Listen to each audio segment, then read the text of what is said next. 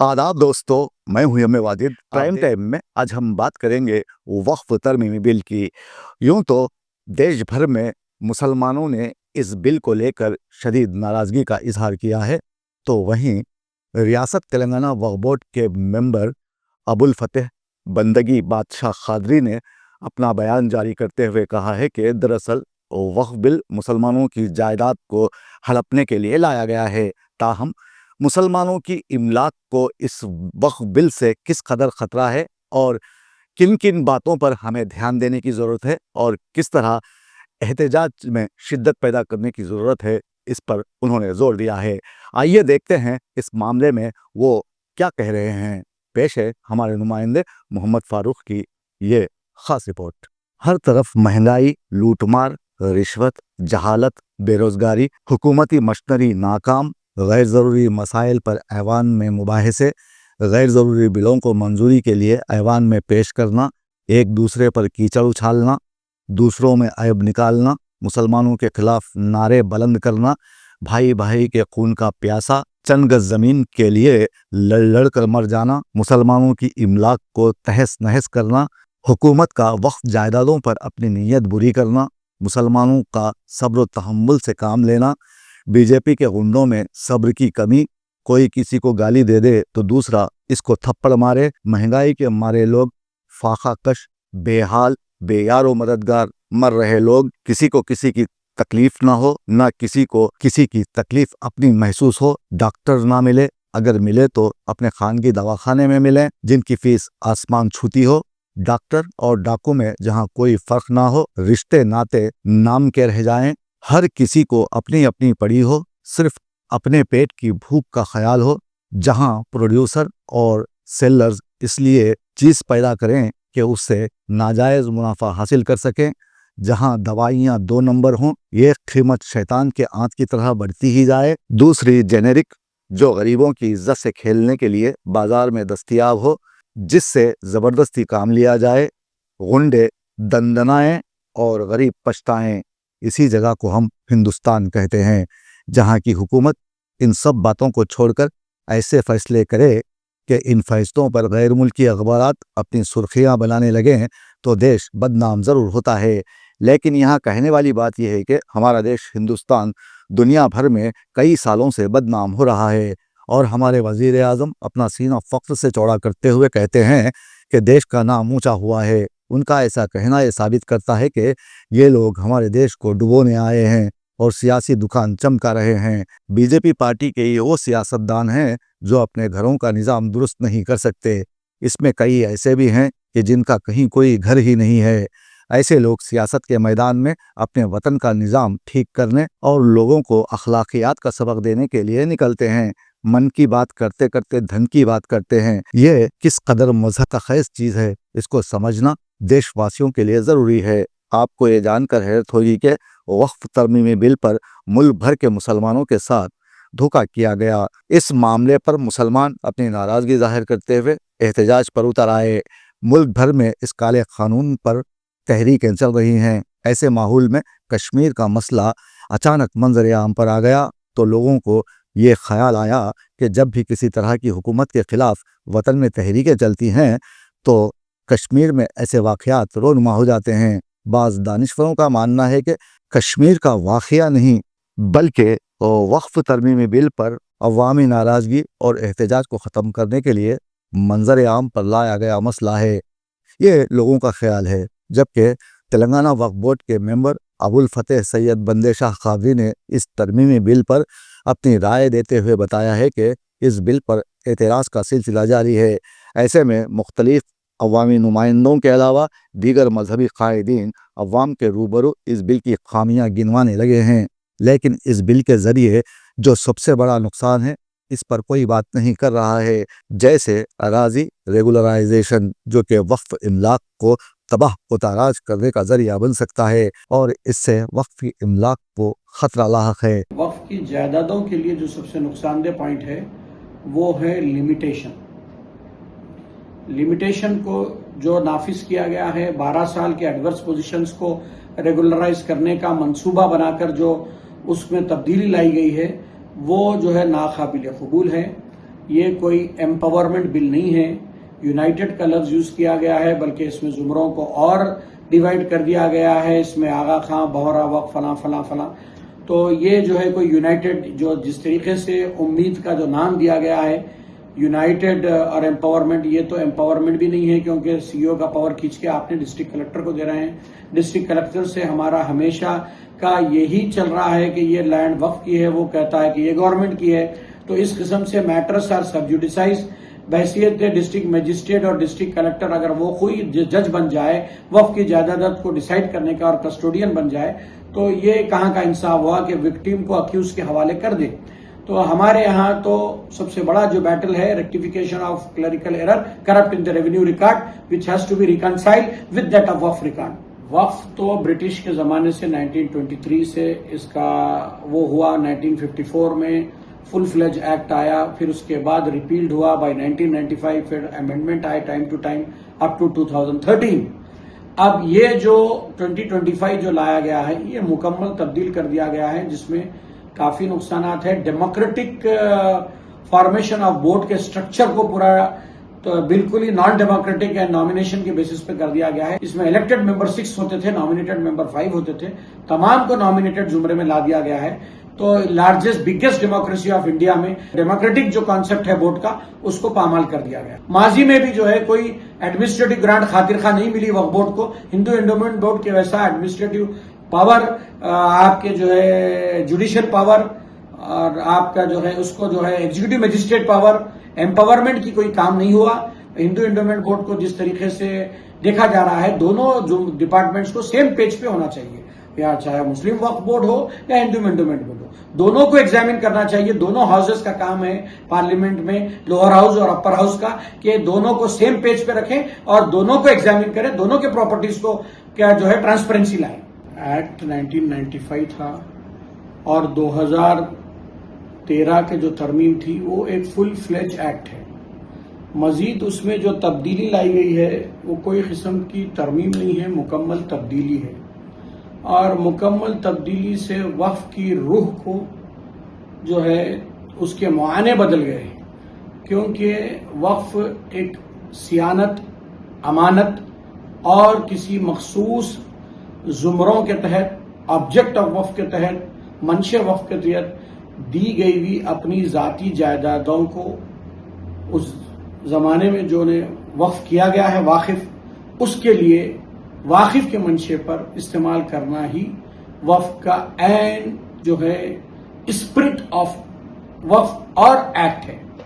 وقف جو ہے ایک چیریٹی، ریلیجیس پریکٹس اور ویلفیئر کے لیے، جو کمیونٹی کے لیے، جو آپ کے اپنے طبقے کے لیے، اپنے احباب خاندان کے لیے اور عبادت گاہوں کے لیے، اوقافی جائیدادوں کے لیے، اس کے منشور کو روب عمل لانے کے لیے جو وقف کیا گیا ہے، اگر وہ وقف کی صیانت اور پروموشن اور کوئی ورکنگ پالیسی ہوتی تو اس کو واقع خیر مقدم کرتے. اس پالیسی سے دو چیزیں کانٹرڈکٹری ہیں. ایک تو وقف کے اکثر و بیشتر جائیدادوں پر because of bonafide clerical error revenue record میں رانگ انٹریز کیے گئے ہیں، اس کا ریکارڈ ریکنسائل نہیں ہوا ہے. ریونیو ریکارڈ میں گورنمنٹ لکھا ہوا ہے، سرکاری لکھا ہوا ہے، اس سرکاری کے لفظ کو کریکشن کر کے O R C in the name of institution revenue record کو آٹو لاک، نہ صرف آٹو لاک بلکہ ریسپیکٹو پورٹلز میں اس کو واضح طور پہ واضح کرنا ہے کہ یہ جائیداد گورنمنٹ کی نہیں ہے، یہ جائیداد فلاں پٹے دار کی نہیں ہے، یہ جائیداد فلاں انسٹیٹیوشن کی ہے.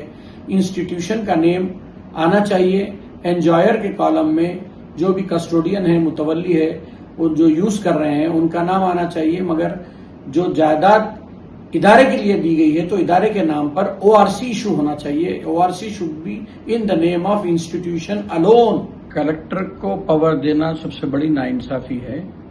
وہ ڈسٹرکٹ مجسٹریٹ ہیں، ڈسٹرکٹ کلیکٹر ہیں اپنی جگہ، مگر ہمارا جو وقف کا پراپرٹیز کا جو ایشو ہے اس میں زیادہ تر بیٹل ہمارا کلیکٹر سے چلتا ہے. آپ بتائیے، ایک اکیوزڈ کو ہی اگر آپ جج بنا دیں اور اس کو ہی کسٹوڈین بنا دیں till final outcome of the judgment, کیا یہ نیائے ہیں؟